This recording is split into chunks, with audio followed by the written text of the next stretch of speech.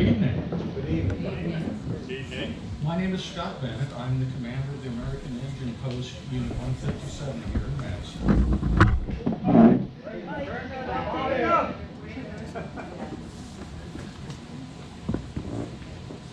All right, let me start. Whoa. Sounds like the last ship I was on. Anyway, my name is Scott Bennett. I'm the commander of American Legion Post 157, and I welcome everyone here tonight for this evening's Candidates Forum. The group sponsoring tonight's educational forum are the Legion Family, a nonpartisan organization by law set by Congress that focuses on community education through an Americanism program, also the original Madison Matters that focuses on transparency and efficient, effective government, and the Mad Rap Recorder, whose mission is also education. Tonight's event is being videotaped, you see the camera right there, so that others in our community may view it if they aren't able to be present. And since we're full, they probably won't be able to be present. We'll be on the Mad Rap website and Facebook page in the near future. This evening event is not a debate. It's a forum where candidates have the opportunity to respond to questions from you, the voters, on their individual positions on issues of importance in Madison. We are looking forward to an informative, respectful, and cordial evening. Emphasis on the cordial part. All right, I would like to now introduce Ellie Montgomery, one of our auxiliary members, who will now introduce our moderator. Again, thank you all for coming, and I'm glad to see this turnout. Have a good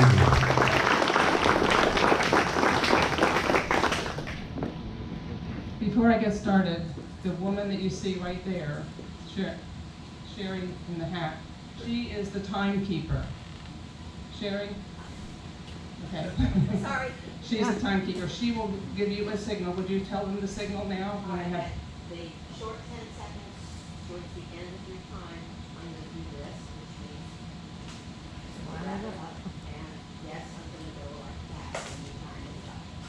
Your thumb or either one, but we'll do this.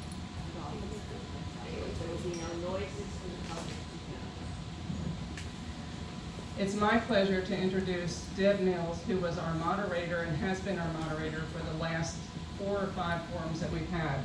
She doesn't live in Madison, and she's not familiar with the candidates. So, and she's afraid of making a mistake with the order of things, and she's very nervous about that. So please be nice to her, okay? So I'm going to turn this over to Deb Mills. Thank you.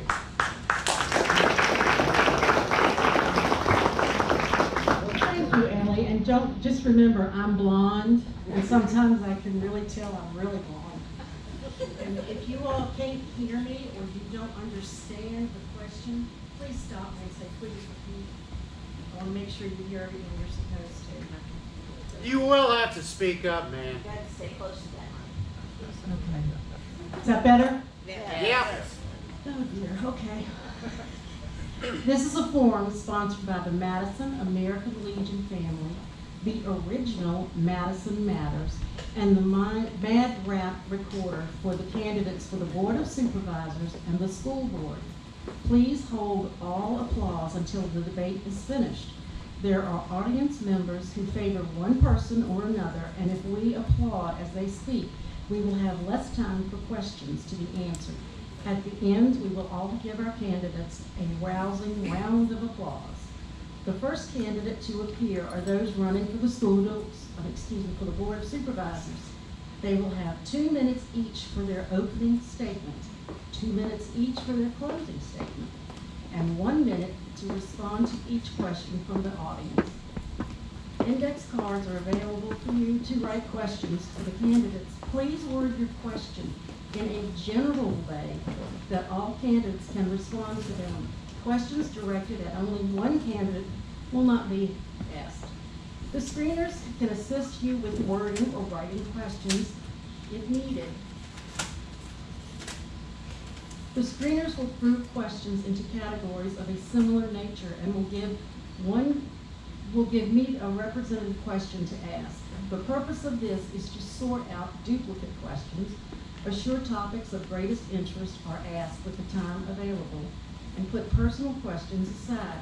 Also, questions that are inappropriate for that branch of government involved in each session will be set aside. All questions should be respectful. Candidates are seated in alphabetical order and are drawn a number to determine their order for opening statements. The order is reversed for the closing statements. After the opening statements, the order of answers will progress from the person following the first opening speaker down the line. If you need assistance, our screeners are Robin and Bruce Brown and Chuck Jackson. The timekeeper is Sherry Brockman. Are there any questions about the format this evening? That's good. We're going to get started with opening statements. The candidate drawing the lowest card is for the Board of Supervisors, Dustin Dawson.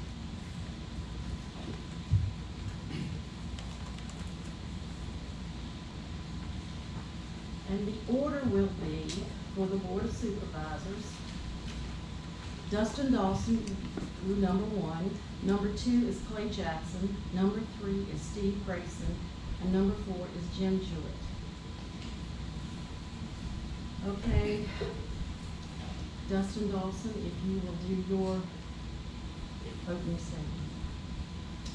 My name is Dustin Dawson. I'm running for Board of Supervisors. Just to give you an idea of where this came from, I was sitting there in November just frustrated kind of about the direction our country was headed, and I just said, how do I make a difference? And so some time went by, and we were actually standing in our bedroom, and I looked at my wife and I said, I think I'm going to run for Board of Supervisors. And she kind of stared at me like I didn't belong in our bedroom. And she said, who are you? What have you done with my husband? I look at my children, and I love this area. I love seeing the mountains. I love seeing that when we drive down the street, everybody waves. I love seeing that the sheriff's department waves, things like that. But I'm the kind of guy that's just a common sense guy. I'm not super book smart. I'm an electrician by trade. I have worked for government for about 10 years, but just recently I've gone out on my own in business to do electrical work. It was the direction I wanted to go. I think that we can make things like our capital improvement projects last and count. Looking down the road at 20 years and saying, you know what, let's make the money count on this and follow it closely. We can use staff to save money. I had the opportunity when I was working for the town of Warrenton to be a project coordinator. On a $4.2 million project, we came in $400,000 under budget. But that's all credit due to staff too, because they stepped up and said, we'll work on it, we'll help. But it was also due to the fact that people were cross-trained. So I think we can apply that here and start looking down towards the future of what we're going to do. Clay Jackson. Yes, ma'am. I'll try this. Doesn't work well for me. Everybody hear me? Good. My name is Clay Jackson. I'm currently the chairman of the Board of Supervisors. I'm seeking my 3rd term. Everybody hear me in the back? No.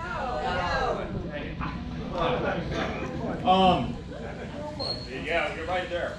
I am seeking my 3rd term. I'm a cattle farmer here in Madison. And that's just, I'm here because I want to be in Madison. I really want to tell you all the generic political promises and just go on and on, diversifying tax base. Everybody up here agrees on that. I'd rather not go down that path. I'm supposed to tell you that government's proactive. It's not. It's exceedingly reactive. I look at that as a good thing. It means that it's citizen-driven. I I watch other localities where it's all administratively driven and they're doing big things and fancy on lots of counts. This is a place where you come to us, talk to the board of supervisors, heck, we'll hopefully come up with some type of solution.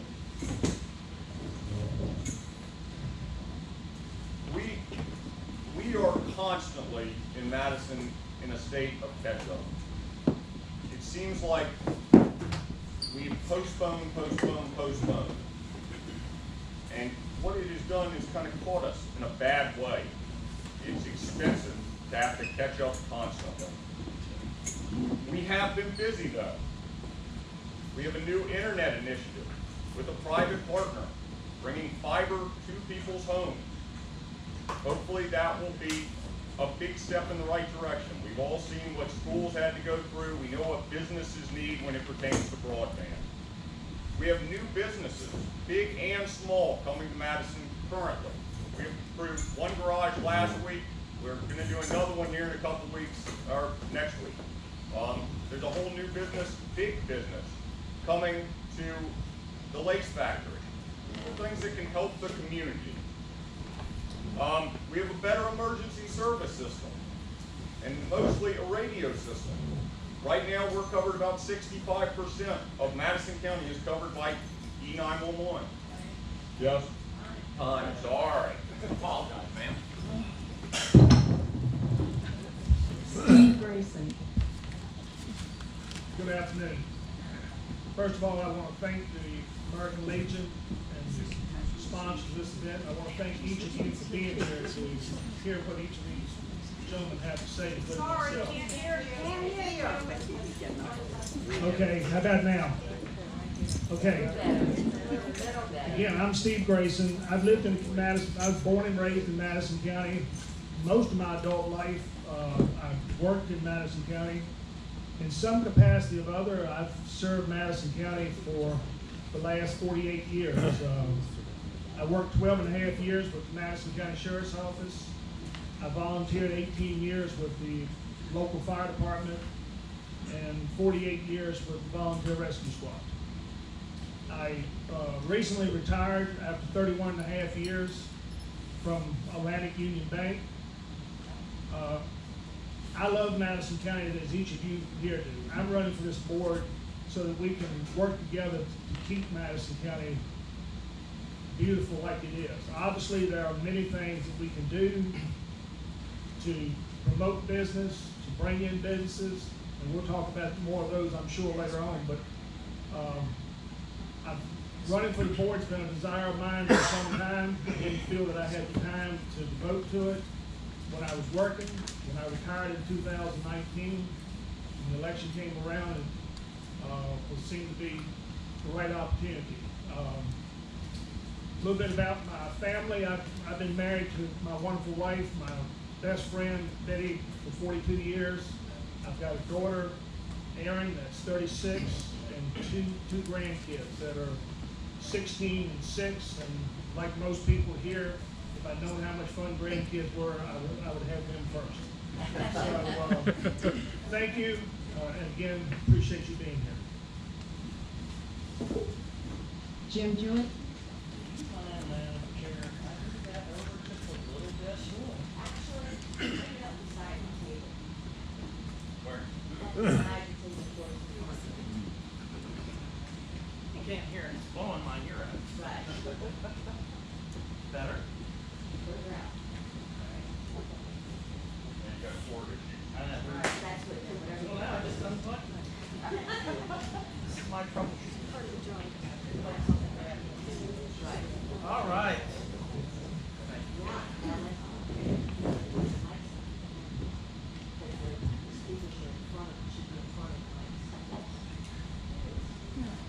How's that? Good. All right, clock started. Hi, I'm Jim Jewett, and I'm running for the Board of Supervisors because I care about the country, the county, and its people. And our country's in trouble right now. And I believe that the battle for this country is going to be fought, won or lost in the long term at the local level. It's about what we teach or don't teach in our school system. It's about how we run our local government. not just for our immediate benefit, but to build a culture for our children of what good government is supposed to be: responsible, transparent, and efficient. Now, I've lived in Madison all my life. I farm with my wife Abby and 2 sons. I'm also a lecturer of computer information systems at James Madison University. We've got some big issues that I would like to focus on. Number one is our budget. Our budget, we need to keep our spending under control in this time. The second thing is economic development. And there's really 4 cornerstones to that. One is broadband internet. The other one is better management of our water and sewer infrastructure. 3, we have to more aggressively recruit, cultivate businesses that we currently have in the county and attract businesses that will fit into the character of the county. And we need a good school system. And then finally, last but not least, I'm a big supporter of the Second Amendment. I laud the Board of Supervisors, what they've done to support that in the county. Thank you. We're ready for the first question, and we'll start with Clay Jackson. What are your main concerns about the budget? How not to raise taxes. It's pretty clear. Like I said in my opening, having to catch up is expensive. Madison County budgeting conservatively for multiple years, going back 40 years, really has paid off. It's allowed us to be able to do some things like our renovation of our admin that is a 40-year project, the ability to redo one of the schools under budget. We need that diversified base. We're looking at new revenue streams on a regular basis. COVID actually helped Madison in a lot of ways. Federal and state money coming to Madison allowed us to knock off a bunch of things on our list without having to go to the taxpayer. It will be compounded, but the intent constantly is not to have to raise taxes. Steve Grayson. Again, my concerns with the budget is very clear. I mean, the budget's going to continue to increase as more services occur. Unfortunately, there's a lot of state mandates, and I know everybody says that, but there are a lot of things that are rammed down the county's throat, and the county has to find a way to fund it. There are ways, there are things that we can look at. We need to look at every item line by line by line and make sure that the dollars spent are being spent wisely for Madison County. Is there a lot of fat in the budget? I don't know until I get involved in it, but I promise you that I will get involved in it, and we'll look at every item and make sure that every item is spent wisely. Steve Grayson. Oh. Thank you. The blonde showing, sorry, but Jim Jewett. Yes, sir.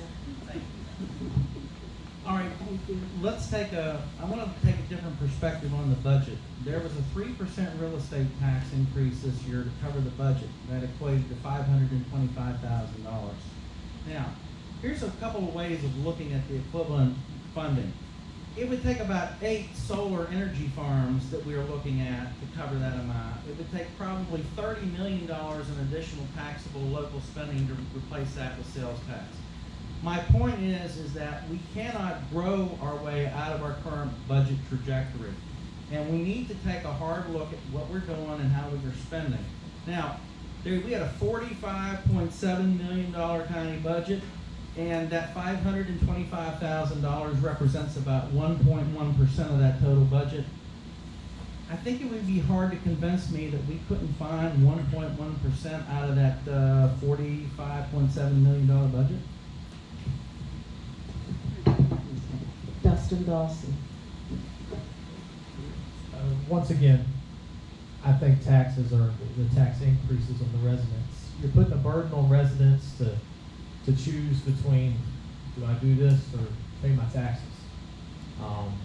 And you know, I mean, I get it. Most of us have the money to pay our taxes, but there are individuals that have to choose between medicine and taxes. There are individuals that have to choose between other things. Do I know exactly how to fix it? I don't know exactly how to fix it. But I do know we can dive into it, and we've got to be able to find somewhere, somehow, that we can save at least 1%, just to start, and then we can evaluate and move on from there. Okay, question number 2. Would you consider reducing expenditures to have a balanced budget? If so, what areas would you cut? And we'll start with Steve Grayson. Certainly you want to try to balance the budget whenever possible. Again, having not been directly involved in the budget process, I can't tell you what item there's, for lack of a better word, fed in. I can tell you that public safety is a big item that you've got. The schools are a big item that you've got. They're two things that are tough to cut. Obviously, everybody wants a good education for the kids. You start cutting programs, you start cutting projects there. Public safety, when you dial 911, you want somebody to show up. So they're the two biggest items. There's a couple other large items, but again, as I said before, I'm sure there are some items there. There's always going to be new requests, and you just got to evaluate each of them as they come on a one-on-one basis. What's best for the county? What's best for the taxpayers? Jim Jewett. Looking through the budget as deeply as I have been able to delve into it at this point, there are a couple of things that raise flags to me. Being an IT guy, I've seen some of the expenses, the proposed expenses on software and network infrastructure, and I really have to question them more closely. They may be justified, but that's something that caught my eye. Another thing that I'm really struggling with is some of the outlying pay increases that have been given to some of the folks in the county government. Now, I don't want to be critical of anyone or any position, but I think we need to be very judicious when we give outlying raises to some of these folks in our government. And then again, I mean, it's amazing in the budget process, and I've done this in public, private, whatever. If you just start really asking questions, if decision makers like the board starts to ask questions when people are asking for money, that in itself puts a downward pressure on budget requests. If you're simply just letting things happen and requests go through, that puts an upward pressure on budget pressure. Dustin Dawson.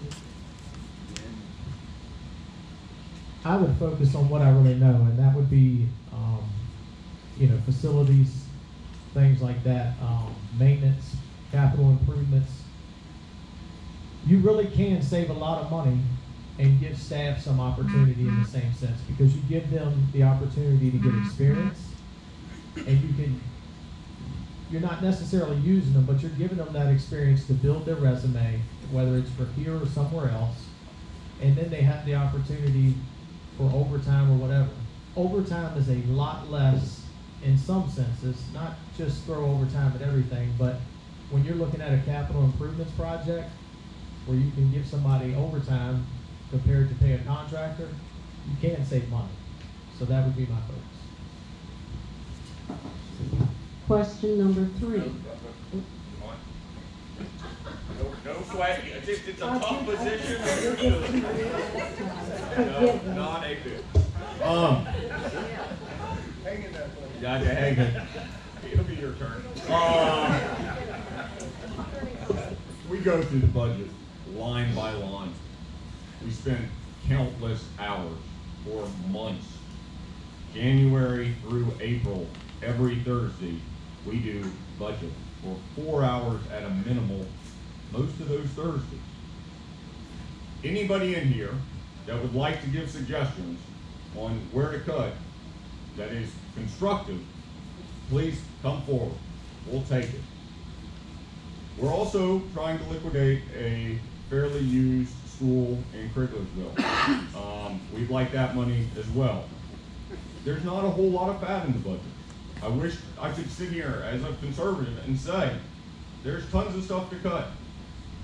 Core functions of local government, education, public safety. Those two are what take the majority of the funding.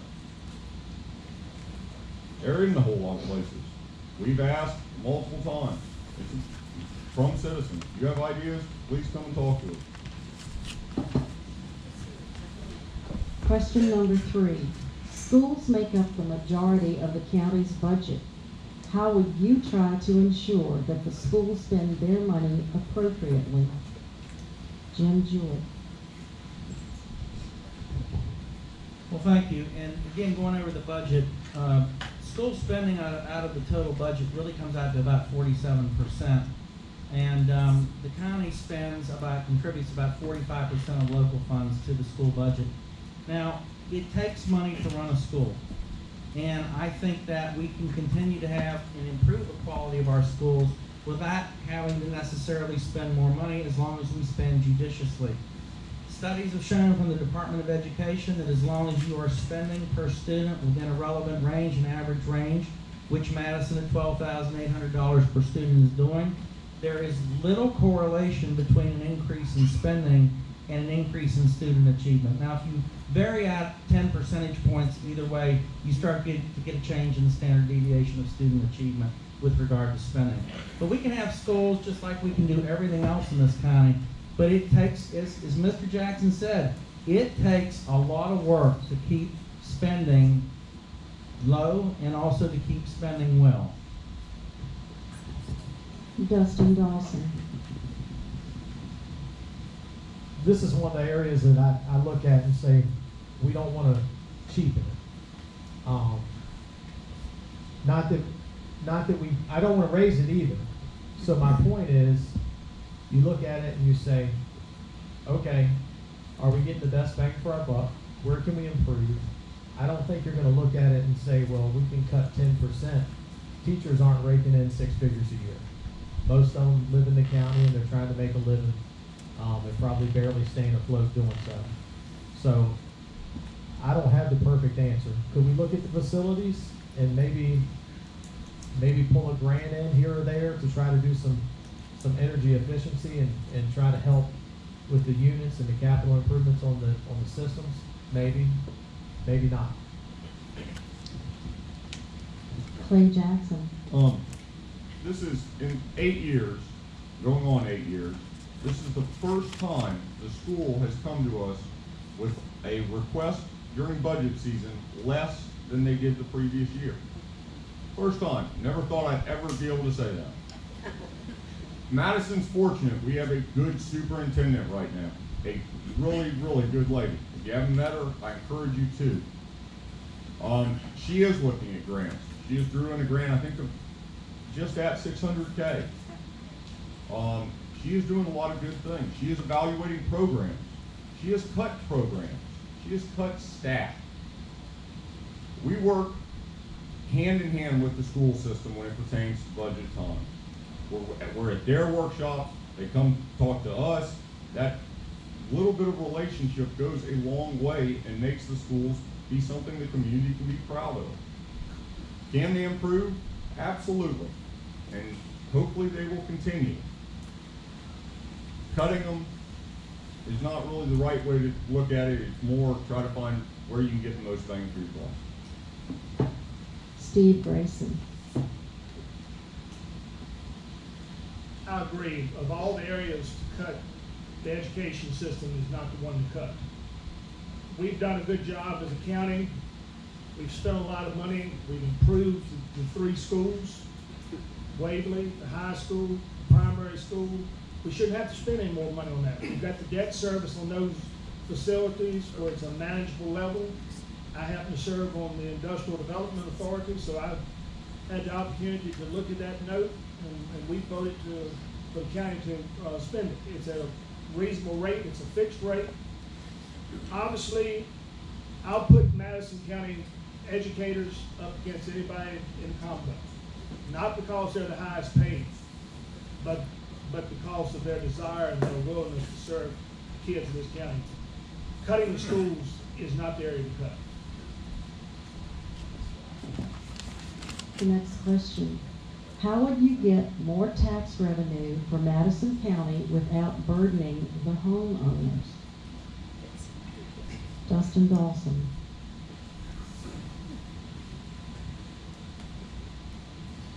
Well, I think you start with economic development, and you try to get businesses in here. I'm sure they've been trying to get businesses in here, but we continue to work at that. Get the right businesses in here that complement Madison. I don't want to be Charlottesville. I don't want to be Culpeper. I want to be Madison. So you get the right businesses here, and then you work on the tourist aspect of things to bring people in that are going to spend their money and basically leave.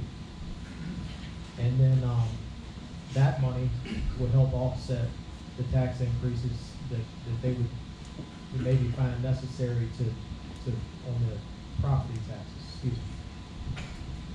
Clay Jackson. It has to be business. It has to be. We are seeing small businesses just pop out of everywhere. We're seeing small businesses get bigger. That's great for the community. The other side of it is grants. We are actively looking for grants. Ms. Gentry, who comes to the PRA meeting, Parks and Rec meetings on a regular basis, pushes us saying, we've got to apply, we got to apply, we got to apply. We actually think that we found somebody to help them write grants. That will bring down some of that operating cost.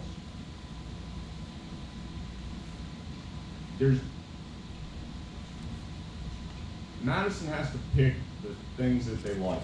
The thing that I see in Madison on a regular basis, and it's natural for all of us, is we all want business here. But if it's near us, we don't want it. It's disappointing. It's natural, it's going to be a surprise, but when everybody says, we want to be doing this, we need these people, we need this revenue, we've got to be looking around and figuring out. Route 29 corridor study that Kevin McGee put together with Cardi and myself and a handful of people. Kevin McGee predominantly. That's where business is going to end up going. Dustin left off the one place we absolutely do not want to be like. That's Greene County. Absolutely don't want to be like them. Thank you. Steve Grayson. Certainly the lifeblood of Madison is small businesses. Having been involved in the chamber for many years, there's over 275 small businesses that are members of the Madison Chamber. The two biggest things that we can do to boost Madison without putting the burden on the homeowner is encourage those small businesses. County has, through the Chamber of Commerce, has had a couple small businesses that have applied for grants to do expansion, and with those grants, they're able to hire more people, and the county gives certain short-term tax deferment, but they more than make it up in the long run on the added real estate taxes and all that sort of thing. You've got to continue to promote that. Without the lack of widespread water and sewer, we're not going to attract the big businesses. I'm not sure that we want the big business. The other thing we got to rely on, and I'll wrap it up real quick, is tourist dollars. Madison County normally is either first or second in tourist dollars, in excess of $30 million. The next question. Should Madison...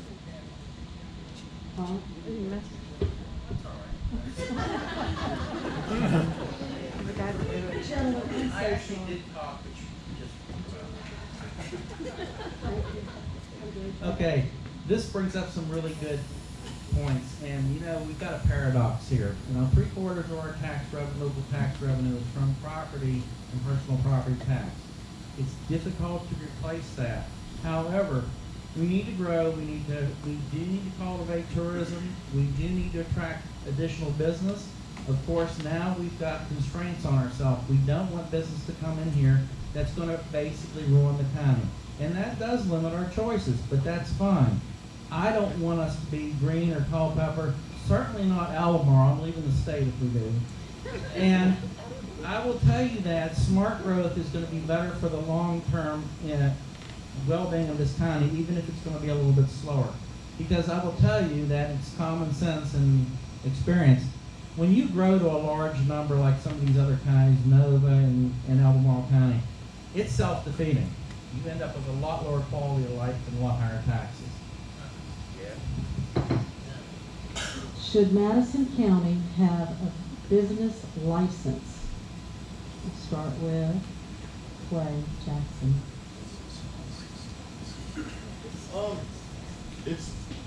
I don't know if this works or not. It's come up multiple times. Madison doesn't have a business license. We have a case going through that the planning commission has recommended a small business. The guy's been operating for several years. He asked us, do we have a business license? I said, no. We didn't know that he needed a special use permit to do his business in that zone. Business licenses that have been talked about in Madison are very nominal, like $5, $10. I don't like the government knowing about every little business. That's not the culture of it. It shouldn't be that way. So I'm always inclined to say, no, we don't need a business license. We don't need an inventory on businesses. Let the free market sort that out.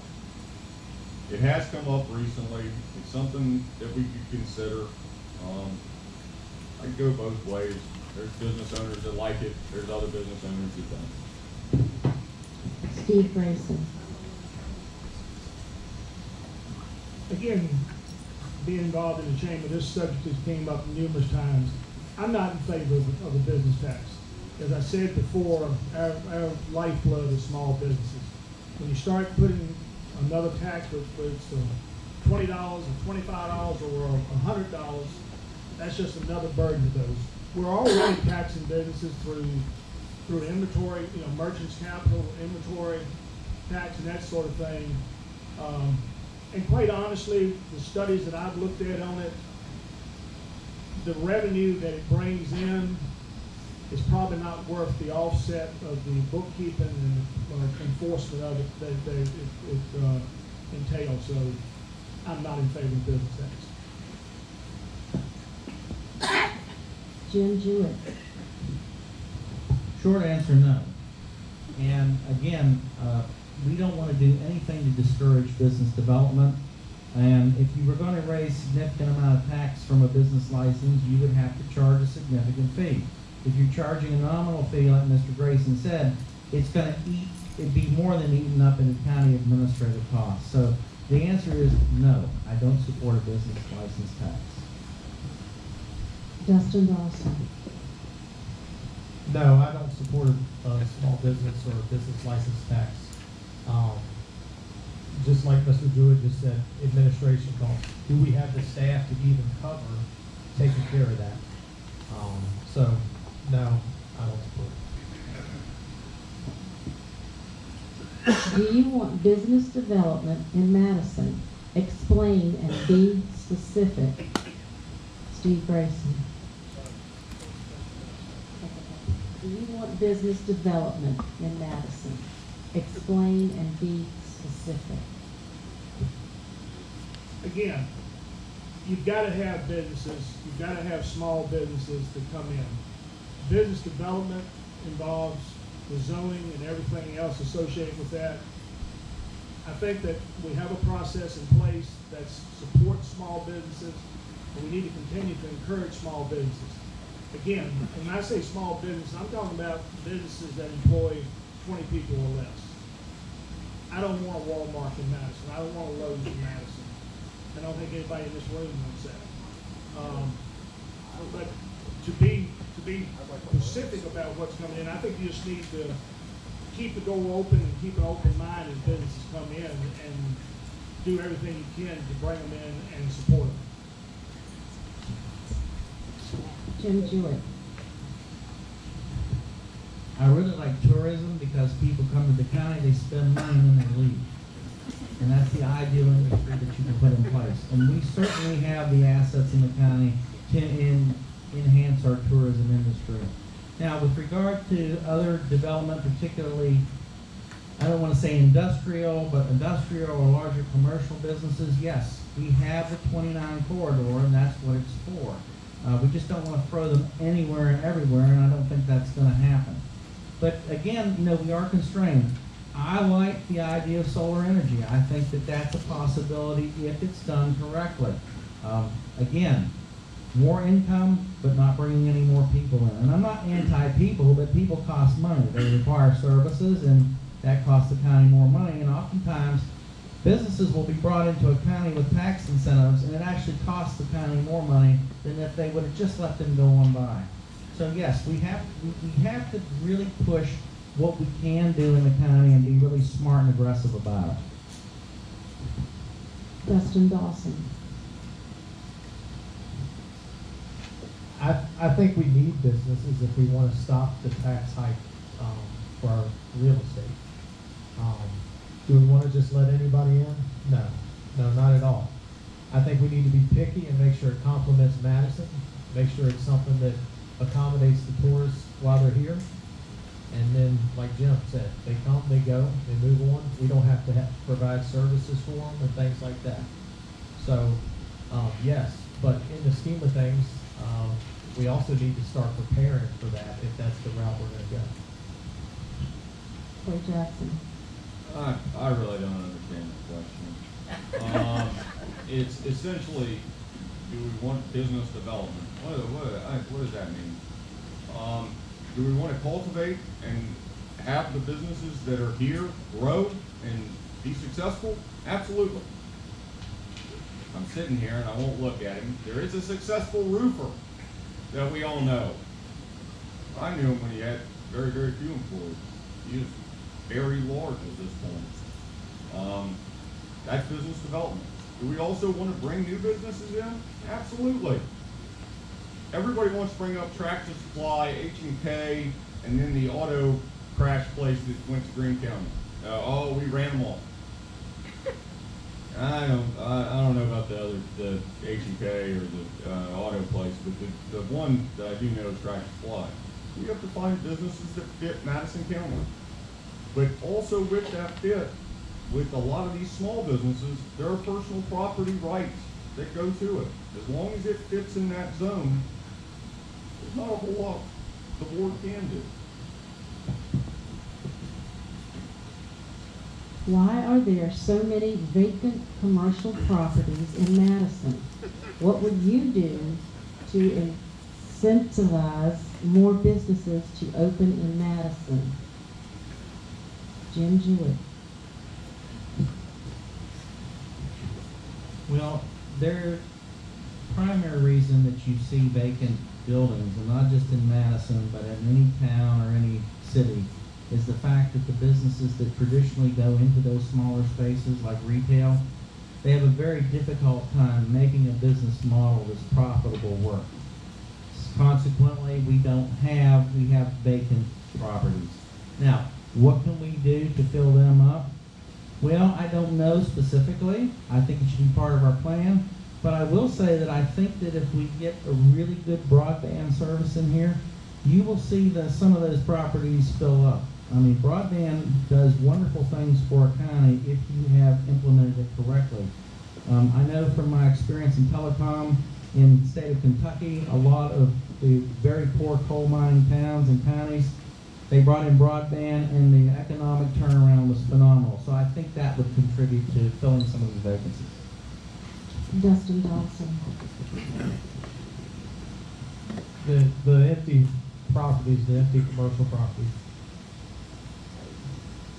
I think ultimately, I heard it said one time, it's great to have an economic development director or whatever, but the county administrator is really where the buck stops. So if somebody's wanting to come here, he should be communicating with them and talking to them, saying, hey, we want you here. We've got a building. He should be aware of that. It can't all rest on him, but as the board, we should make it known to him, hey, we want to fill up these properties, or I've talked to people and heard from the community that they want these properties filled up. This is what they're looking for. And then we can talk to the county administrator and begin to communicate back and forth about how we head that direction. Clay Jackson. I disagree with Mr. Dawson on one basis, that it's not the county administrator. It's you people, the citizens of Madison. The board kind of takes y'all's direction and hopefully executes it in the right way. We do have a committee that meets with small businesses and prospective businesses currently. That is the county administrator, the tourism director, Tracy Gardner, and then our zoning component, individual down there at Ligon Webb. They're the ones that are meeting with businesses, trying to find some spaces that will work for that business. There has been vacant buildings that businesses have wanted to go in. The one that I think is on the side street of Madison. That building is priced out of the market. That is a part of it. It's his right to put whatever he wants for it. No big deal. But that is a hurdle that we kind of go over all the time. There are far less vacant buildings today than there was 2 years ago. Steve Grayson. Yeah, I agree. I mean, there are a lot of factors involved in getting a small business in, and there's the financial aspect of it. So many small businesses fail within the first few years. That's nothing the county can do about it. The county certainly can promote them and do things to get them here.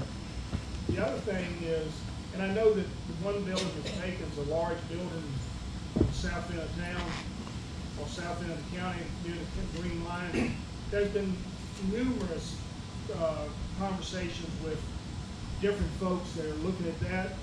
The last one I heard that was coming in there, the county had given a verbal approval of it, and I think that it got turned down. The last I heard, it was in litigation trying to get it overturned. So there are a lot of things going on. I think as we all agree, once we get broadband, obviously it'll make it easier to adjust these. I think you've got to have some, it may be that you just need to have small business hubs with a high-speed internet.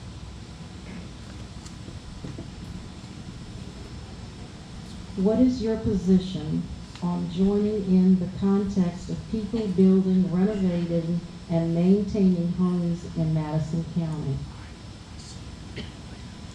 Dustin Dawson. Can you repeat the question? What is your position on, I think it's joining in the context of people building, renovating, and maintaining homes in Madison County?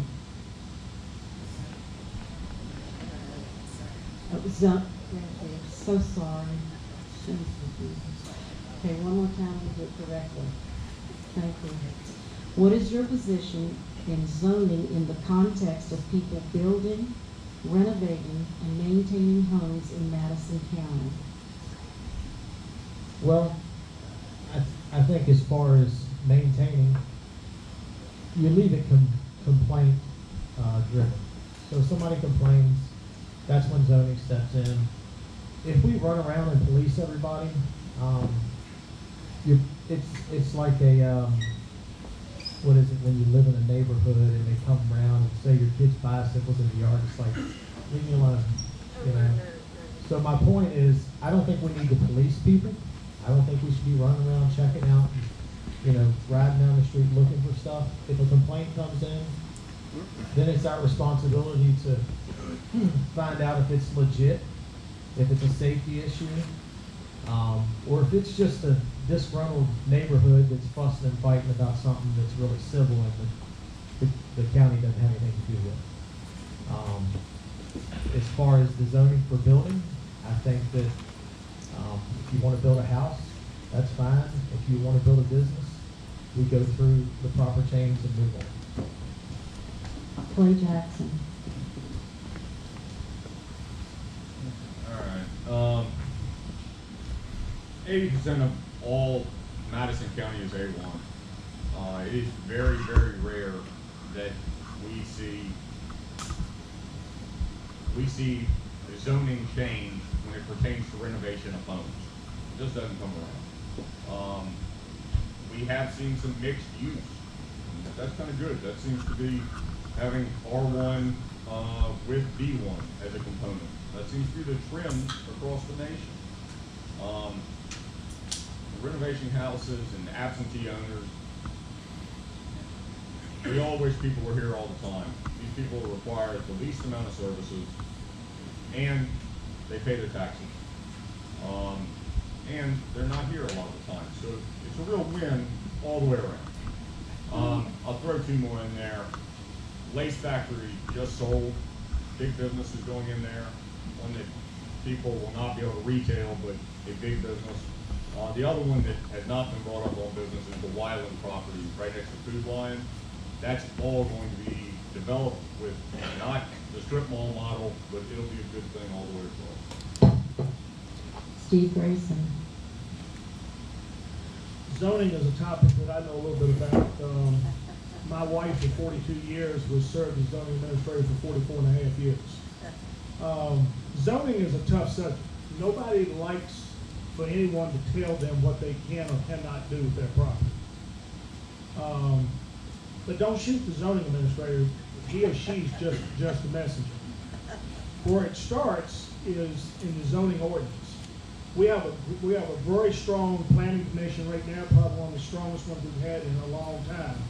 And they're constantly looking at and reviewing the policies and procedures, and are all constantly making new recommendations to the board for changes in that document in order to work hand in hand with the current trends as well as the comprehensive plan. So zoning is tough, but we need zoning, but we need to have the right type of zoning. Jim Jewett. I'm still not clear on that question, but here's a shot I'm going to give it. With regard to individual homeowners, I'm a big believer in property rights. As long as you stay within the code and within the current zoning, you should be able to do what you want to do. My neighbors can do what they want to do. Now, when it starts to materially affect me, now it starts to become some of my business, and that's where zoning comes in, to protect the community and also to protect the individual property owner. And I think by and large that the county has done a good job in zoning. We have not become another Culpeper or Greene County, but you know, as Mr. Grayson said, I mean, you're constantly looking, you constantly have to evaluate your zoning and keep it in conjunction with what we want as a county and also to promote economic growth.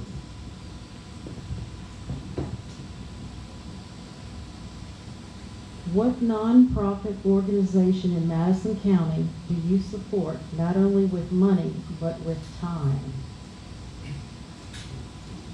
Clay Jackson.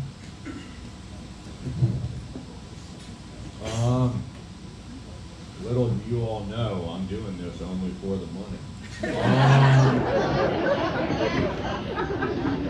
I'm with you. I don't know, the first one that comes to mind is PRA. Parks and Rec does a great thing. We have liaisons from the Board of Supervisors on basically everything that goes on in Madison County.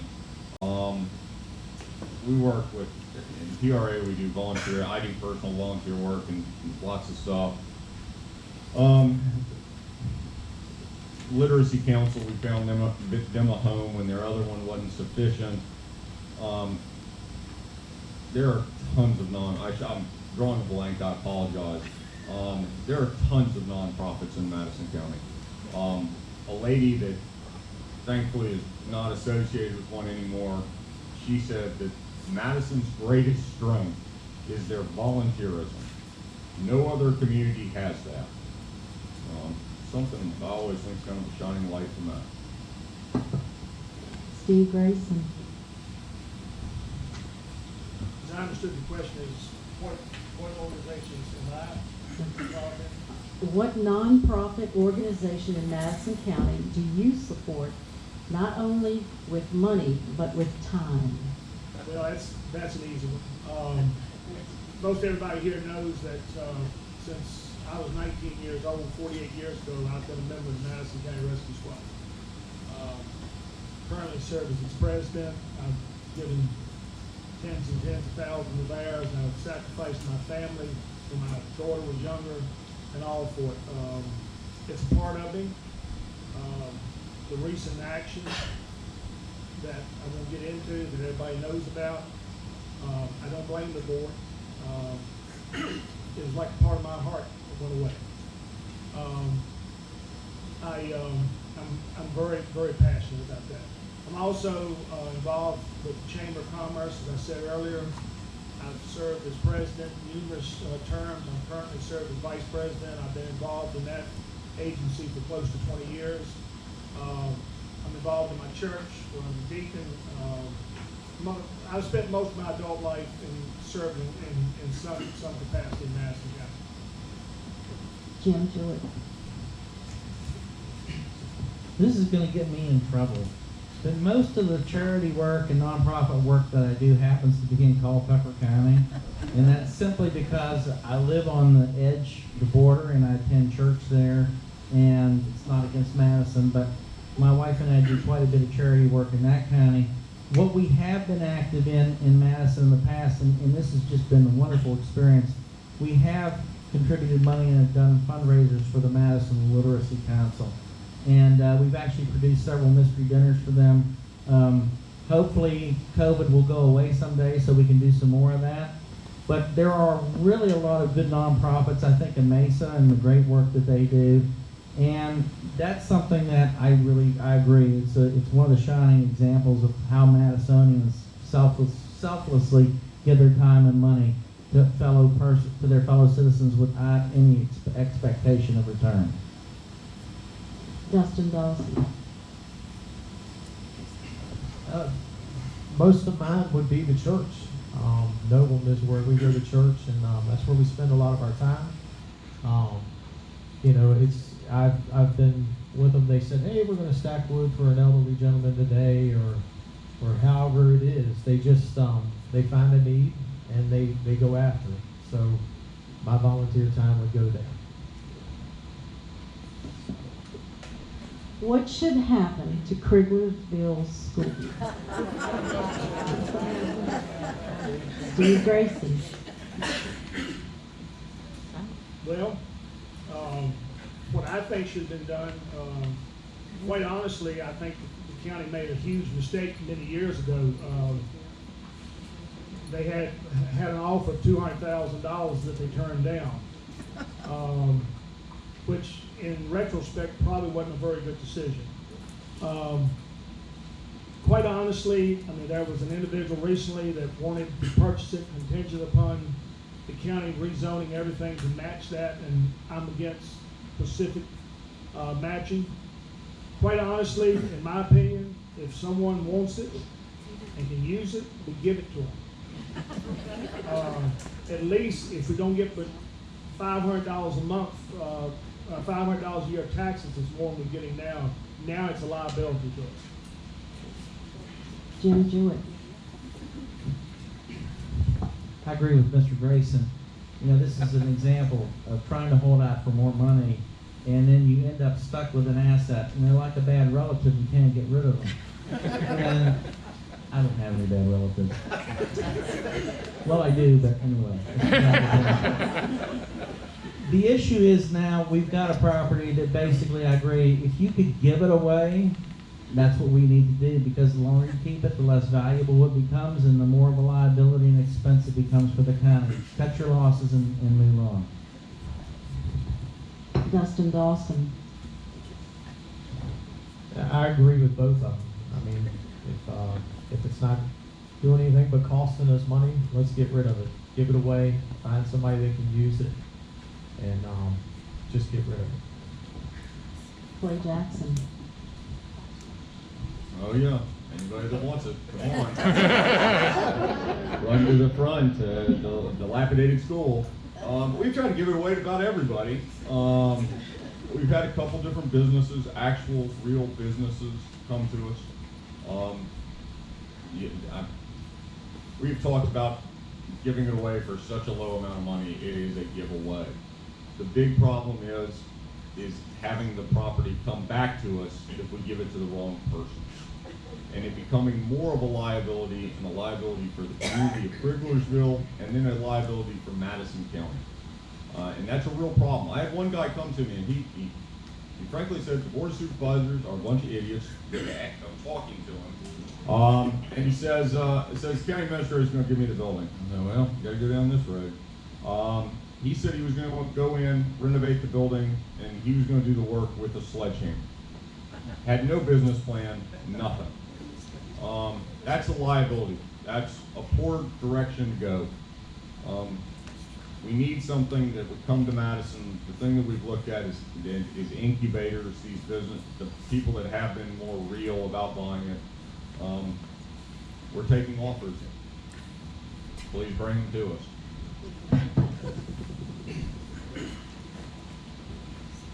If some issue comes to the Board of Supervisors with which you are unfamiliar, what steps would you take to find out about it?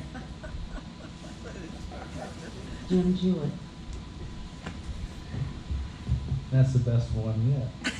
I guess it depends on what the issue is. I may not want to find out any more about it. But in that case, obviously, if it's a decision, it would have to be delayed. I wouldn't rush into supporting anything or declining anything.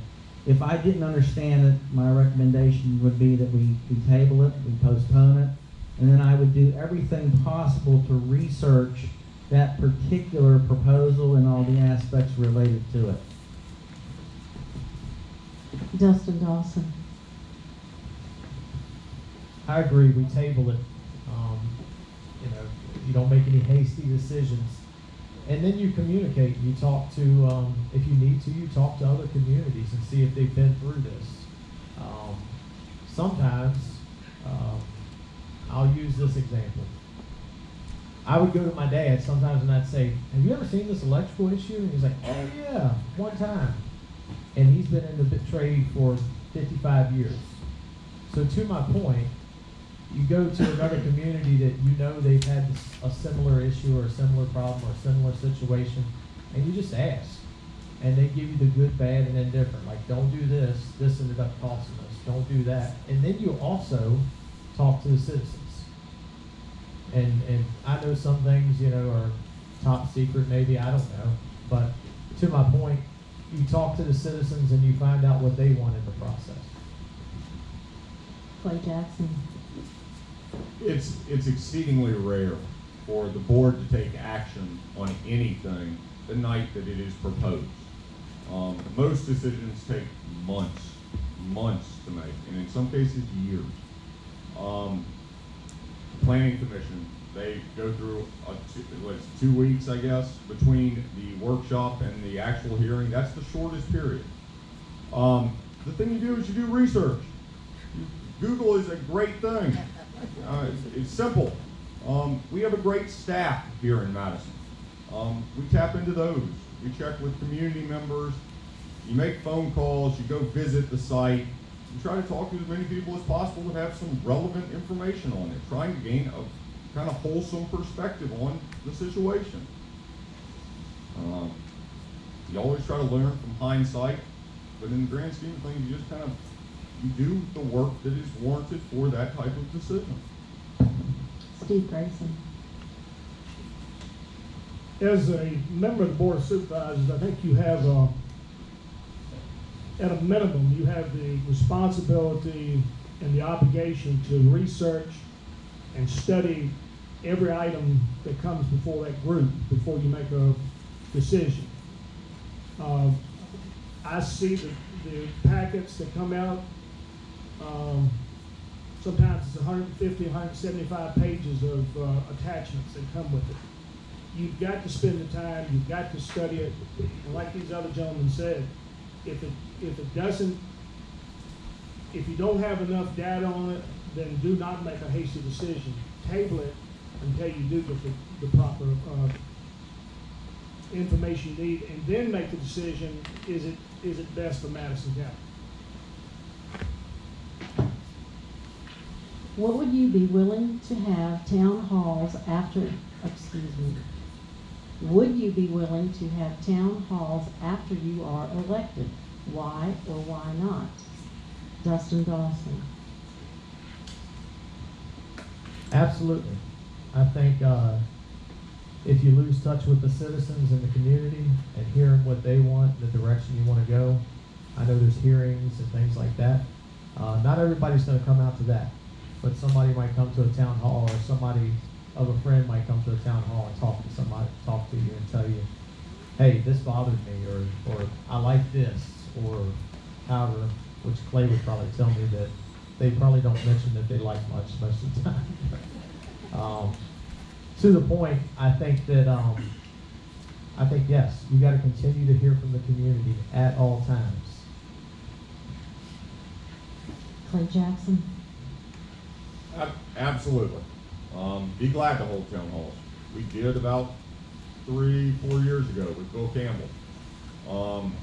The problem is people stop showing up. As I look around this crowd here, it's kind of interesting. I know a lot of you, and it's because y'all come to our meetings. The thing we've done with our meetings for a long time now, if you have something to contribute, we'll listen to you, we'll respond back to you. It's not a one-sided thing. The policy for the Board of Supervisors should be 3 minutes, make your response, we don't respond. We've never followed that. It's just the way it needs to be. We work for the people. You want to have town halls? Let's have them. Anything you all want to do. That's a simple one. Steve Grayson? I agree that town halls can be effective. As it's been mentioned, historically, they're not very well attended. I think a better avenue and more efficient, you shouldn't have to wait every 30 days, every 90 days, every 120 days if you have an issue with me, or if you have a suggestion to me. I'll make sure that all my phone numbers are readily available to you. My email will be readily available. You reach out to me, you contact me the day that the idea pops in your head. You don't have to wait until we schedule a town hall. I think that's the more efficient way, is to have an open communications with the member and the public. Jim Jewett? Yeah, town halls are great. And, you know, I'm thinking about, and what Mr. Grayson said I agree with, I think you need to be more available to citizens, even though it's not always the most pleasant interaction. But I think about experiences that I've had in the past, and I know that some of the issues that came up down my way years ago, like the scenic byway and a few other things, when Dave Jones was supervisor, one of the things that he strived to do, and I really like this, is that he tried to get messages to neighbors far enough ahead of time so that they could get involved in some of these major decisions, like Cresser rate. That's how you pronounce that, right? Okay. And some other issues, because oftentimes what happens, lack of communication, and then all of a sudden somebody's upset, and sometimes it's their own fault for not responding to correspondence or not being more involved or attuned to what's going on. But it's better to head off some of these problems by building consensus early. And that's just town halls are good, but I think we also have to have better communication with our constituents. This is the last question, and it's number 13. I thought Hoover Ridge was to be a park for everyone. However, Hoover Ridge is a sports complex for the county's youth. What steps would you take to ensure that there are things for older citizens, such as walking paths? The existing paths there are not safe for the elderly. Clay Jackson. Well, surprisingly, I have trouble walking. It is for everybody. I see a lot of people out there walking. It's always kind of surprising. Because I'm not out there walking. I go out there and I have PRA meetings, see sports teams, and see a bunch of kids out there, which is great to see. But I do see people walking. If there are specific things that go with safety on walking the trails that are over where they do the haunted woods, the camp, something over there, and then walking around some of the fields. I mean, that's, I don't know. It seems, if there's something specific, get in touch with us. We'll take it up. Safety is key, and it is a park for everybody. I think it's something in Madison that we can be proud of. It's a beautiful place. That's what it is. Steve Grayson. I agree. Hoover Ridge is probably one of the most controversial things that Madison ever purchased when they made the purchase initially. but it's turned out to be one of the best purchases that they ever made. Having had the opportunity of having grandkids and my daughter that's played through youth sports, to go up there on any given day or weekend and see 400 or 500 people out there, to see all the activities they've done, they're doing a great job out there. I mean, they've added so many new features. They've got everything from driving range to they're having movies to RC, remote control car track. And if you talk to those folks, there's a lot planned up there. There's a lot planned. But unfortunately, it takes money. But, I mean, again, if there's concerns, if there are ideas, let us know, and we'll be glad to reach out to them. But that's a great facility. Jim Jewett. Well, Hoover Ridge is a great facility, and we need to leverage it and maximize it for our citizens' civic and recreational opportunities. I also think it's an important component of our tourism industry. We hold events there, concerts, etc., etc. And agreeing with Mr. Jackson, I think that if people have specific desires for that property or specific concerns, they need to formally petition the Board of Supervisors, maybe through Parks and Rec, maybe directly, for those changes, and then the board could consider them. But it's hard to make changes to things that people aren't happy about if they don't tell you about it. So I agree, but Hoover Ridge is great. I think it's one of the best things we ever spent money on in this town. Dustin Dawson. It is a nice park and it's beautiful. But I think about my mother who doesn't walk well, and especially on gravel or grass. And I know asphalt costs money. It does, just like Mr. Grayson said. But maybe don't pave the parking lot right away, but maybe some trails. And you look at other communities, and I know I go to other communities and I say look at other communities, but some communities are knocking it out of the park in this area. And so is that going to be the perfect answer? No. But they may have some advice for us that would save us money. And so, yes, get involved. Let your Board of Supervisors know. Let the Parks and Rec know. And then from there, we get a plan together and we start moving forward.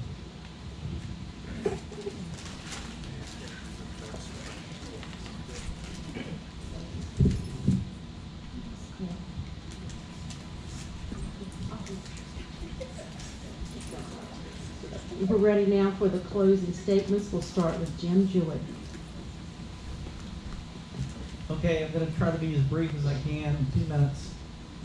One of the things that concerns me about public spending, and this is just human nature, when we get into large amounts of money in large organizations, we lose the sense of value of what that money really is. It becomes a number on a piece of paper. When we're spending money in the county, $1,300, for example, that equates to one average homeowner sitting down and writing out that 6-month check, every 6-month check in property tax, sitting at their kitchen table. And you know what? They might be worried, do they have enough money to cover that? Will they have to not pay another bill? Will they not be able to do things for their family that they wanted to do? I've sat at that kitchen table, folks, and I would hope as a supervisor I would never lose fact that tax money is real money from real people, and they sacrifice to pay that. The other issue I'm going to bring up is, and this is just a general, I guess, attitude, growing up in Madison County, particularly the years that I ran dairy farm, I learned how to work, I learned responsibility, I learned that the buck stops with me, I learned that I had to make things happen, whether I was sick, whether I was, it was the weekend, it was the holiday, whether I was discouraged. I know for years trying to work through to a goal and just not being able to see the light at the end of the tunnel, but pushing through until I completed my goals. And I've taken that experience with me to every other one of my life endeavors, and I will tell you that it has served me very well. And I would bring that attitude and that experience to my work on the Board of Supervisors.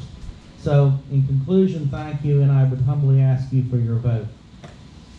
Steve Grayson. Again, thank you, each of you, for coming out tonight, taking your time to come here, and ask the questions. Hopefully you you got the answers that you was hoping or was at least expecting. Again, I think that you can tell from my questions, my comments, I'm very passionate about Madison County. Madison County is home and will always be home. I'm not going to stand here or sit here and I'm not going to promise you that I'm going to do this and I'm going to do this. I'm only going to make you two promises. Promise number one is that every item that comes before me as a board member, I'm going to research it. I'm going to know all the answers. And my vote's going to be what's best for Madison County and not what's best for a selected group. The other thing I'm going to promise you is that every time I vote to spend money, I'm going to tell you that, I'm going to say that, I'm going to think about that as taxpayer money. Taxpayer money, like Jim says and others says, comes hard. It's tough writing that check. So you've got to be a good steward of the money of the county, and I promise to do that. Again, I would appreciate your vote on November 2nd. Clay Jackson. Government is the ultimate service industry. We are here to serve y'all. If you are hearing about government all the time, chances are things are going wrong. I hope that during my term on the board, and we've made hard decisions, trivial decisions, all through the gamut. It's just not a good thing when the government is in the spotlight. It needs to go to the people. I'm not for growing government. I do think that costs are going up, and it is a problem for Madison. We can't tax you all anymore. It's not appropriate. I hope during my time on the board, it's a great honor to me. I hope I can serve once again. I hope I bring a little bit of common sense and some farmer practicality to the board. I would appreciate your vote on election day. Thank you all for coming. Dustin Dawson. Let me start off by saying I'm not a public speaker, and I'd rather take a cold shower than sit up here. I told you I'd say it. But with that being said, I am simply just a common sense guy. I've worked with my hands most of my life. I'm back to working with my hands because I found out I missed it. And here's the key about working with your hands, just like Jim was talking about with the farm, but I'll use an electrical term. If there's a problem electrically in this room, you go where you think it might be, but you may take every little thing apart before you finally find it. And I'll be that patient to serve you. And I'll pick up the phone. If you need something, I'll answer emails. I really just want the opportunity to serve. Madison's where I want to be. I moved here. I want to be here. My family's here. My boys. I hope they can grow up, and I hope they want to come back here and stay here. I would appreciate your vote on November 2nd. That's about it.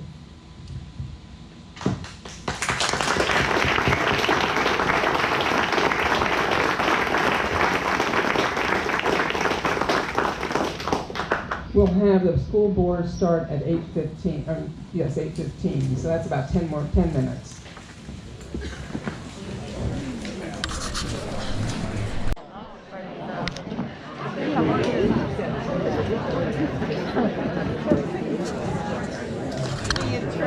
Sometime. We were planning on coming back, then it got bad again. You know?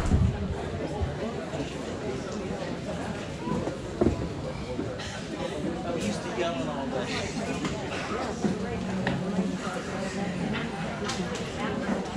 This is for the school board. Mrs. Nita Collier could not be here tonight, and I have a statement to read to you from her. My name is Nita Collier. I am seeking re-election to the Madison County School Board. I am a native of Madison County, resident who loves our amazing community. I have a passion for loving children and supporting their passion of learning.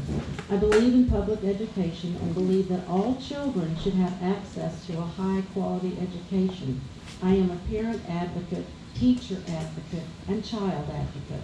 I think that all decisions need to be made with a focus on what is best for the children first. I have had a career in education for 20-plus years, starting out as a preschool teacher in the 90s. Spent time working for the Department of Correctional Education. My current position is the manager for enterprise applications and communications with Albemarle County Public Schools. I am a member of Bethel Baptist Church in Reba, Virginia. I am an active 4-H leader and volunteer. I am a mom to Ryan and Hunter and a wife to Scott. I apologize that I can't be in attendance this evening. We booked a beach vacation over 6 months ago, and I am enjoying being with my family at Hatteras Island in North Carolina.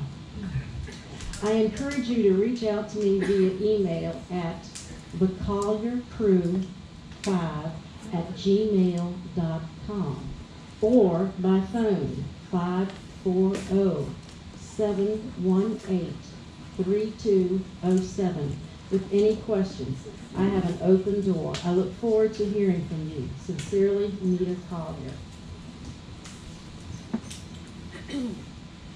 Okay, the drawing for Charlie Sheeds is first, Nisha Jones is second, and Chris Wingate is third. First question, oh, excuse me, you've got to do your opening statement. We'll start with Charlie Sheeds, please.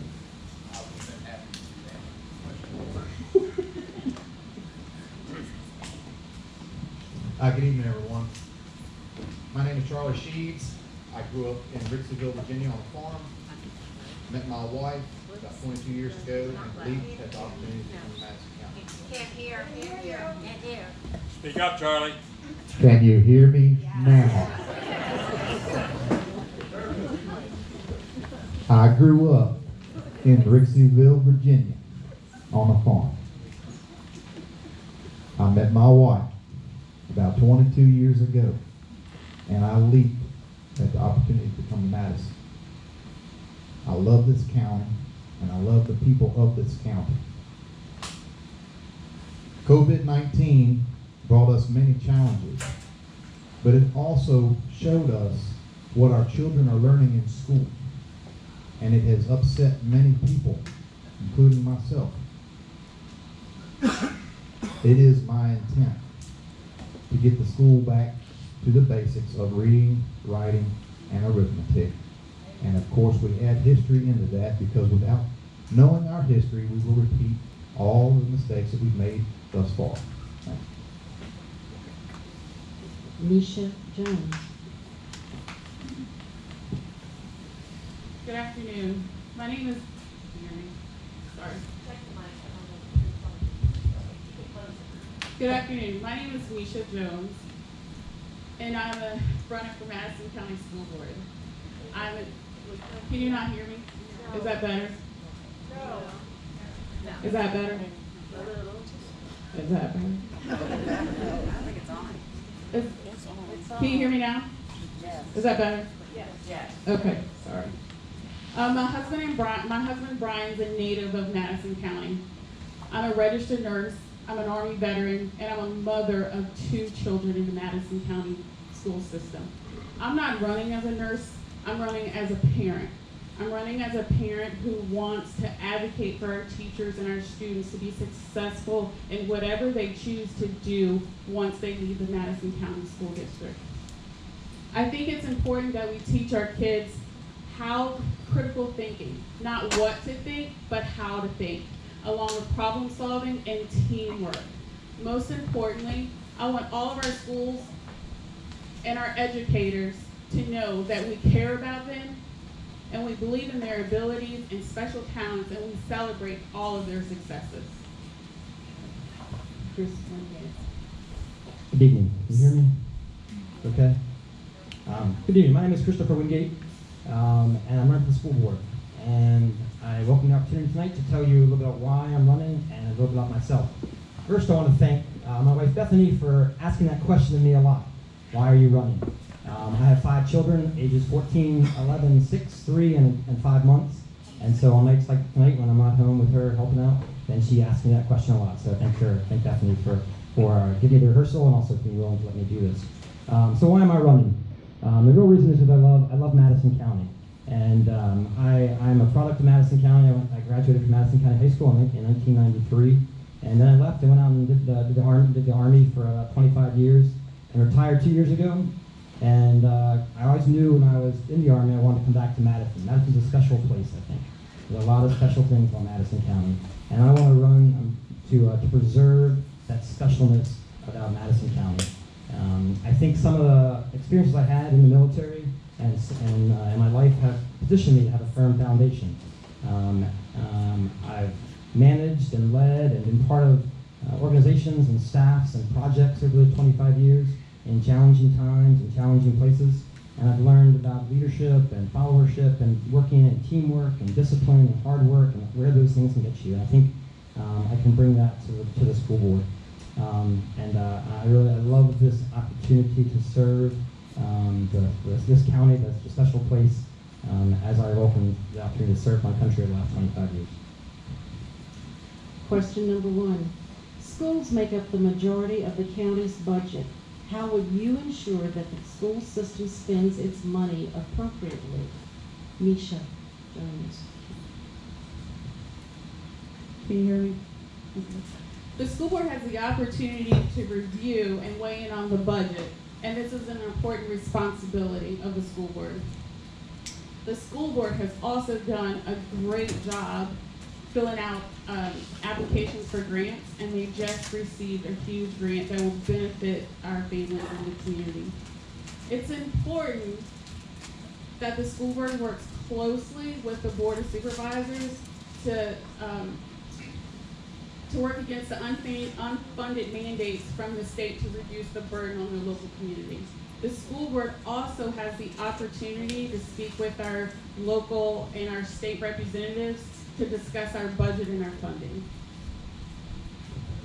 Chris Wingate. So one of the real reasons why I'm running is I want to be a listening school board. And I think the school board has done that in the past and in many ways. And I want to continue that and build on that to hear parents' concerns and ideas. I think my number one principle is listen to parents, listen to parents, listen to parents, more than to politicians and bureaucrats from Richmond and Washington. I think if we do that, I think that influences the budget. I think it helps us to prioritize what's most important as we listen to parents and what maybe is not so important. And so I promise I will always do that first, is listen to parents and seek what's important for them in terms of funding, and go from there. I think we ought to be skeptical of those unfunded mandates and those ideas that are coming from Richmond and Washington. There are a lot of crazy ideas out there that are coming from them, and Madisonians know better than those folks what's good for their children. Charlie Sheen. So let's point out a couple of actual mandates that the state is pushing down our throats, like CRT, transgender rights and whatnot. And I understand these are all issues. But it doesn't make sense that large cities tell these small communities what to do. Not to me. When it comes to money spent in this county, obviously it's taxpayer money. I pay taxes, everyone here pays taxes. We want to see it spent the best way possible for the school. Absolutely, a large budget, so that's what we want to spend well. Not everything that gets told to us to do doesn't mean that it's being spent well. As you all know, when it comes to budgets, there are entities like to spend money, and they have a large amount of money. And if they don't spend that money, they think that they're not going to get that money next year. So what does the state do? The state mandates these things so that we can spend more money. And like Jim Jewett mentioned, there's no correlation between spending money in schools and the actual education outcome of the children. That really comes down to the teachers and their abilities and the good job that they do. Do you have children, and are they enrolled in the Madison County Public School System? Chris Wingate. I do have 5 children. And we homeschool our children. It's kind of a question I get asked a lot about why I'm doing this. And so we homeschool because it's worked for us. I've moved 9 times in the military over 14 years around the country and around the world, and that continuity worked for my family. We also wanted to provide religious values to our children, and so we homeschool, and we're blessed in that way. You know, my wife doesn't work outside the home, and so we're truly blessed in that way. I know other parents are not able to do that, and I want all students, homeschool, public, private, to have a fantastic education. And that's why I'm running for this. You know, some people say, well, you have homeschooled children, and it's true, but I care about Madison. I care about the students in Madison. I realize that most children are going to go to public schools, which can be a wonderful thing, and so I want to make it the most wonderful possible thing for the children that are going to lead our county and lead our state and lead our country in the future. Charlie Sheets. Would you mind repeating that whole question? Sure, no problem. Do you have children, and are they enrolled in the Madison County Public School System? Yes. I'm a proud father of 4 children. My oldest in college right now. The next 3, 14, 7, and 4-year-old, or 3-year-old. Sorry, I'm 3. My children are homeschooled as well. When the COVID-19 pandemic hit, that was the best thing for us to do was to homeschool. And with the mandates being passed down from Northam, that is still the best thing for our family to do. And until things change, it will continue to be the best thing for our children to do. Misha Jones.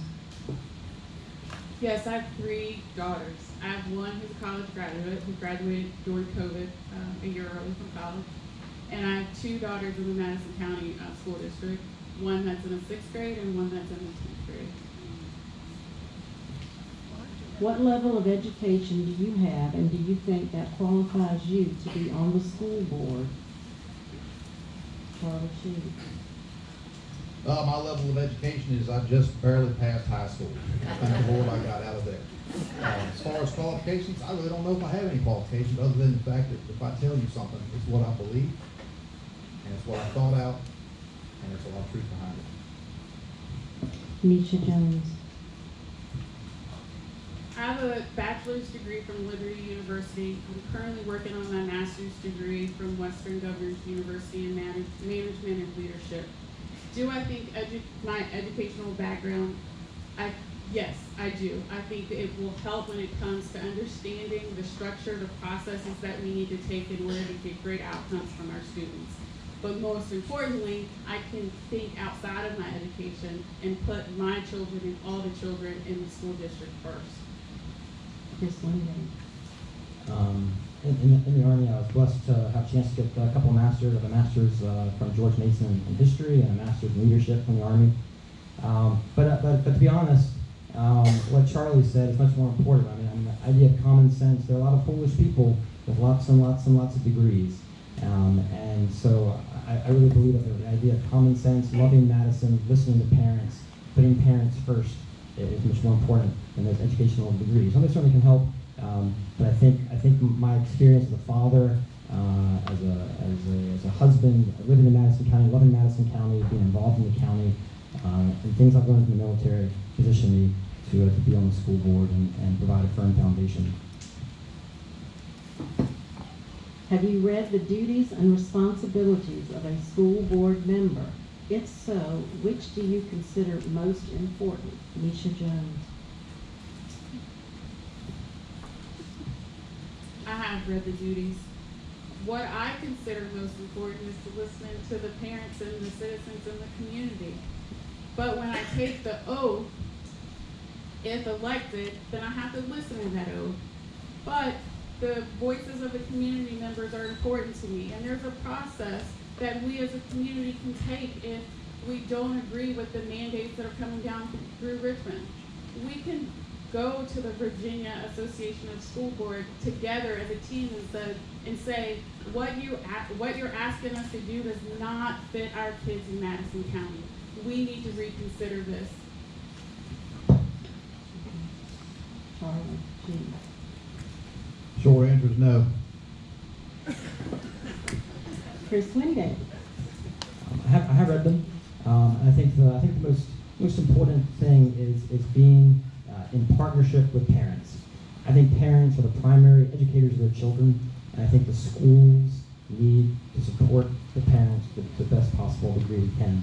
And I think Madison's a special place in many ways. I think there are fantastic teachers and administrators, people in this room, school members who are doing that.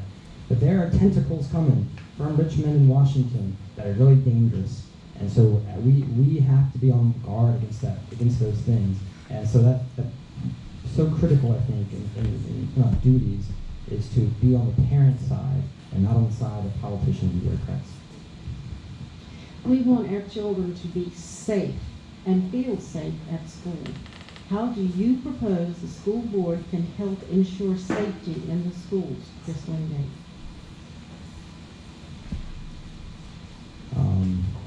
I think that's a question I probably should talk to folks how things are being done now first before making a decision. I mean, the idea of listening to the school members, to the principals, to the administrators, to the teachers on how to do that.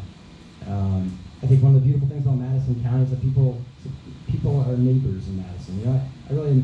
Honestly, I've traveled a whole lot in 25 years in the military and seen a lot of different places. And Madison is a special place in terms of people looking out for one another. And I think that goes a long way towards protecting folks from people who need special help, who might be a danger to themselves and to the community. And so I think we reinforce that.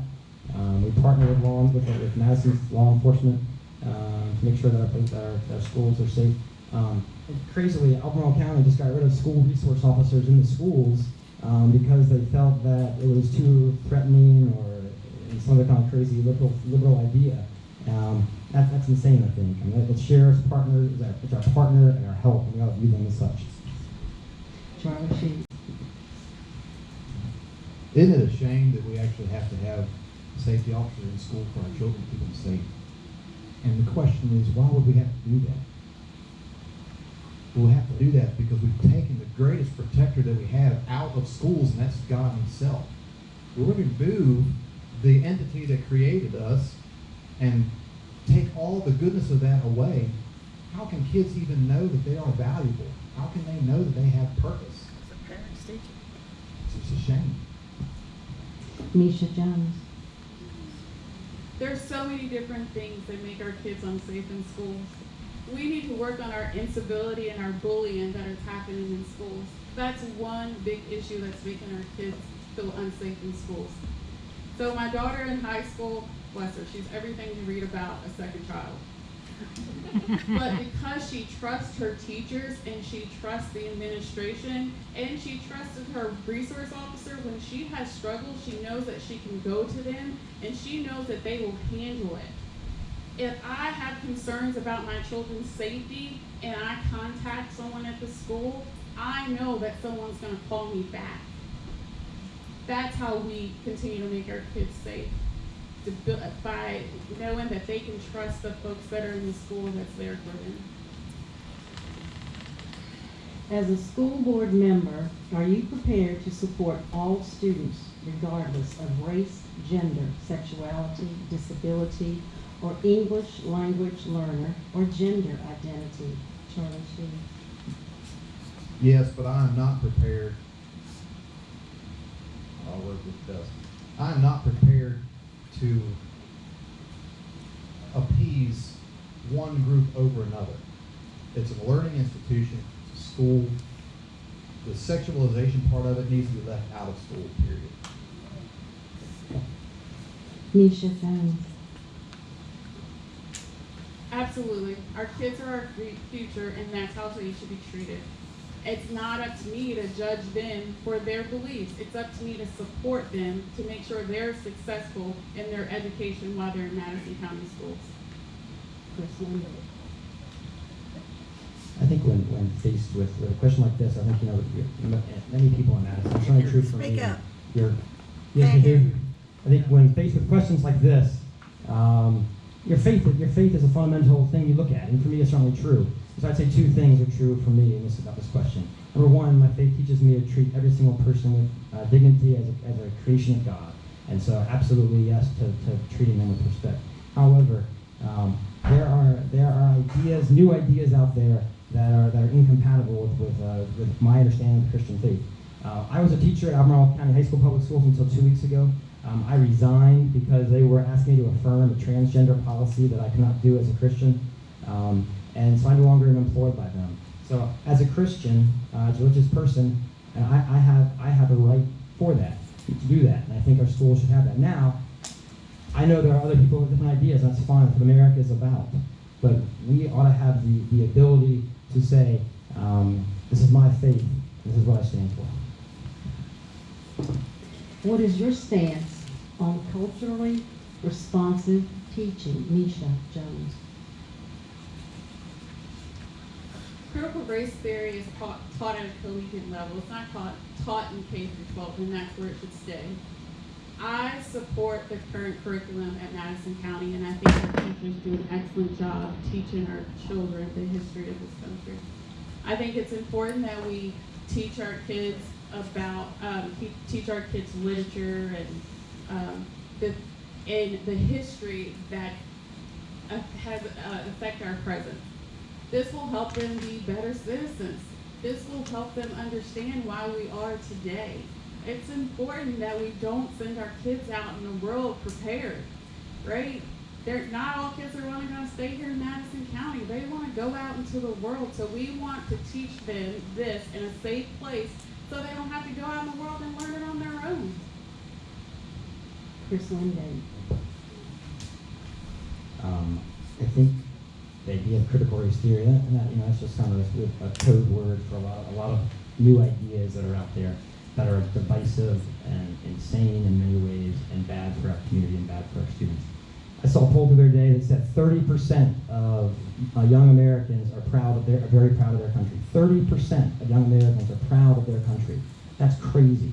That's crazy. Our schools have to teach our children to love our country. There's absolutely things that we can talk about, should talk about, teach the fullness of history. Americans have made big mistakes. We're all sinners in the hands of God, and big mistakes should be taught. But ultimately, I believe that America is about the pursuit of life, of liberty, and the pursuit of happiness. America has been one of the greatest forces for good and liberty in the history of the world. I think our children have to know that. Charlie Sheen.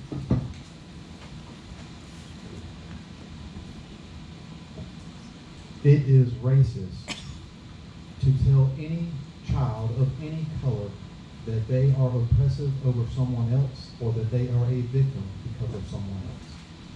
They are sponges and can accomplish anything they put their minds to. CRT focuses on color. Martin Luther King Jr. was absolutely against focusing on color. And here we are trying to drive it into schools. That is wrong. What is equity education? Chris Wingate. It's a bad idea. So I've seen this. I've seen it in Albemarle County Public Schools, and it is a camel's nose under the tent. It sounds good. There are a lot of good ideals in I think that well-meaning people have about it, for sure. And every single person should be treated with absolute abilities to excel and strive for excellence. But the idea behind much of equity things, task forces and things like that, is that America is about oppression and racism, and that's not what America is about. There are absolutely instances of that in America. But the idea that being pushed in many cases by an equity task force and things says that America is all about oppression. And that's just not fair to our children to teach them that. It's divisive and it's poisonous to them in becoming American citizens. Charlie Sheen. I graduated in 1995. If they taught equity education in 1995, I would have ended up in the top of my class. And the folks that were in the top of my class would have been mediocre. And what a shame that is. Those that can excel, let them excel. And those that need help, let's help them. Equity education is putting everybody, making them even, and saying that you can't go higher because you're running ahead of this guy. We got to keep it all together. And that's not the case. This country is founded on people doing extraordinary things. Sometimes not everybody's capable of doing extraordinary things. but there are many children that can't. We need to push those that can, help them out. Misha Jones.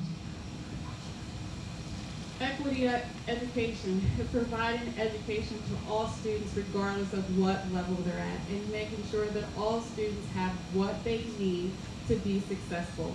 So if I have a kid that's in advanced classes, making sure that that kid has what she needs to succeed in her advanced class. If I have a kid that needs help with reading, making sure that that child has the resources that they need so they can be successful in learning how to read. That's what equitable education. There are cameras on school buses. Should classrooms have cameras? Why or why not explain? Charlie Sheen. Oh, I love this one. Yes, classrooms should absolutely have cameras, and they should be at the back of the class, facing front, so that we know what's going on in front of these kids all day, every day. Misha Jones. Excuse me, Misha. I'm so sorry. Should cameras be in the classroom? For safety reasons, yes. It also can help parents know what their kids are doing during the day. Our kids come home and they say, I didn't do anything, or that teacher's not telling the truth. Well, we got a camera and we know that you were upside down and you were doing something. Not necessarily to spy on the teacher, it's a resource for the teacher in order to, it takes a village, right? It's gonna take the teacher to do their part, and it's gonna take the parents to know what their kids are doing in the classroom, and we have a better understanding of what's happening. Chris Wingate. I agree. I think classrooms should have cameras in them. I think in the beauty of Madison County is that I think teachers and students and parents would be happy with much of what goes on.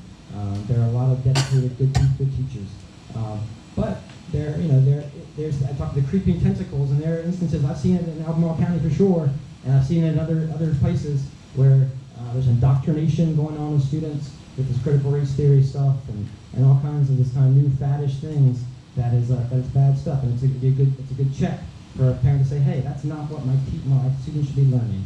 And so I think it's great because it validates the great majority of teachers and what's going on in our schools, and it's a check on those few bad actors who might be indoctrinating our children instead of teaching. How do you propose building trust between the community parents and the school board schools?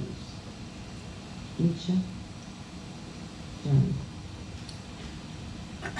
Trust begins with communication, transparency. If we don't know Okay. to build trust, we've got to have communication. We've got to have transparency. If we don't know what's happening in our schools and it's not transparent, and we feel like we're being bombarded with new changes, we're not going to have trust. We need to communicate with each other. We need to be involved. And the pride that we have in this county, we can do it. I've seen it. I've seen it work, and we just need to continue and let it sprinkle over into our schools. Chris Wingate. I think I agree with Ms. Jones. I think the communication piece is critical. I think being 100% transparent with parents.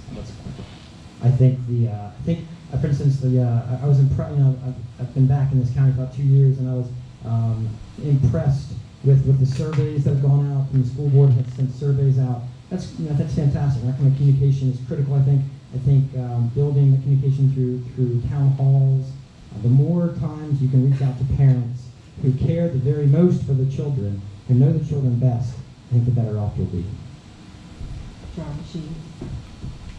Let me echo Mrs. Jones and both Mr. Wingate's stance on communication. It is absolutely key.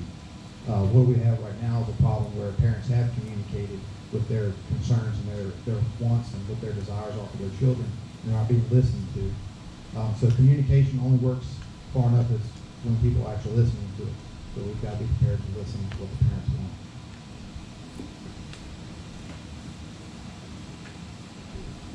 How will you handle parents or community members who come up to you out in the community who have concerns or issues? How will you respond? Chris Wingate. One of my ideas that I kind of developed is number one idea is that parents are the central educator of their child. And so I think the school board has to take very, very seriously every single parent's comments, even if you don't agree with them. And I think sometimes it's easy to fall into the trap of already making a decision before the parent approaches what you want. I think that's got to be resisted. So I think open mind, being willing to listen and really take them really, really seriously. For every parent has a different idea, and they're ultimately the boss. I think the parents are, and so being that listening person, backed up with firm principles that you ran on and were either voted in or voted out on, I think is the best foundation to lay for that sort of team building to happen. Misha. As a school board member, I invite you to approach me as a school board member. I want to hear your concerns. I want to hear what we can do to make our school system better. I invite you to come talk to me. I like to talk. I like to listen. I like to learn something new every day. I like to problem solve. Let's work on something. Let's put our words into action to make our school system the best that we can. So, I'm a mechanic by trade, and that's one of the things that I do is I fix stuff, fix equipment. There's nothing more boring than being a mechanic when something is not broken down. And obviously, if we had everything fixed right now, I wouldn't be up here doing that. But this is my forte, and that is to fix problems. And the best way to know you have a problem to fix is when people let you know they have a problem. And that communication from members in the county and parents is essential, is crucial to anyone that actually wants to fix problems, or fix issues, anything at all. I encourage it, whether it's by phone or email or text or a letter, send them in. I love fixing problems.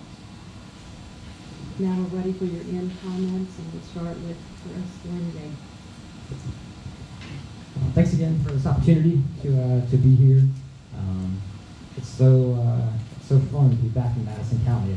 After growing up here and leaving for a long time, and coming back, and it's always struck me how many same people, the same families are here. It's part of the beauty of Madison County, and so I thank you for the opportunity to talk to y'all tonight. As I kind of stepped through this over this forum, I have 4 real firm principles that I promise to abide by if I'm elected. Number 1 is that parental rights more than petty bureaucrats or politicians from Richmond and Washington, D.C. Number 2 is we got to teach the basics of reading, writing, math, speaking well, communicating well. Much more important than the kind of political fads and partisan politics that are creeping into schools nowadays. Number 3 is respect the role of faith in our schools. It's not fair that people put God in the box, only take him out on Sunday morning. That's not what our faith is about. Whatever faith that is, we ought to be able to influence us in our schools. And then last, to teach children to love America. Teach children to love America. At the same time, my other promise is that I'll be a team player. One of the beauties of what I've kind of learned, I think, in the military for a long time is the power of teamwork and diversity and pursuing a common goal.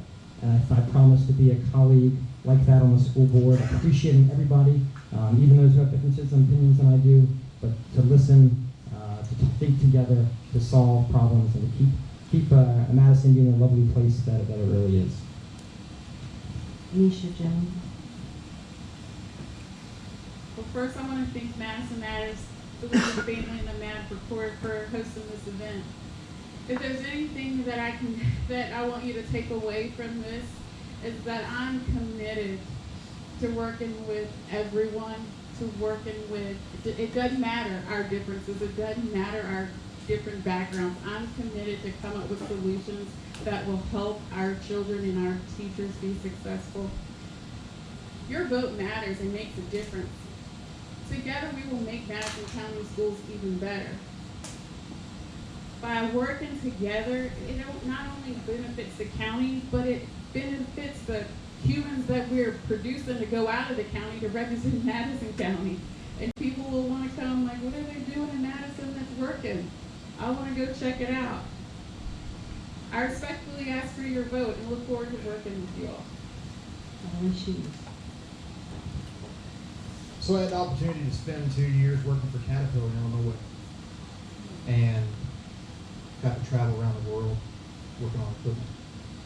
And one of the neatest things that I encountered was everyone that found out I was from Virginia wondered why in the world I was in Illinois. And Madison is a heart in Virginia, and I like calling it God's country because that's what it is. I appreciate all of y'all's time out here tonight. This has been way less painful than I had anticipated. I enjoy all of your company out here tonight. I appreciate it if y'all vote for me, but I understand y'all make the best decisions y'all need to make, and you will not hurt my feelings if you don't. But I do promise you that if y'all do vote for me and I'm elected in, that it is my goal to support the parents so that the kids get what the parents believe the kids need most.